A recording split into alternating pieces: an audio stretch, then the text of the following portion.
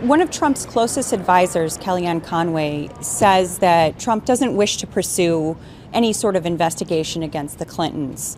That comes on the heels of something that Trump himself said in a recent 60 Minutes interview, where he said that he has other things to focus on as the incoming president, and that the Clintons are basically good people. He seemed to be saying at that point that he was sort of willing to let it go. The Justice Department typically operates completely without influence of the White House or any administration officials. So in some ways, it doesn't necessarily matter what signals he's sending to the Justice Department, because we would expect them to be operating on their own.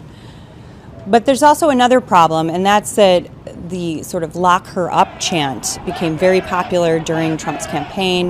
You heard it at almost every rally. It really was sort of a unifying point for his supporters, who would burst into this chant really without much prompting from him.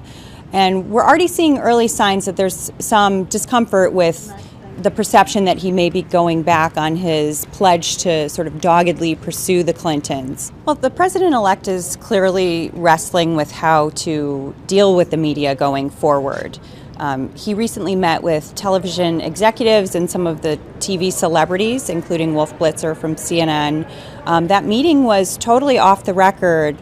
So our account of what happened is coming from leaked sources inside the room. Not exactly the best way to understand what the president-elect is trying to communicate to the media at this point. I think it all depends on what comes out of these meetings. You know, it is very possible that Trump leaves the meetings and explains either on Twitter, perhaps in another video, to his supporters and others, or in some other manner, that he was unhappy with how the meetings went.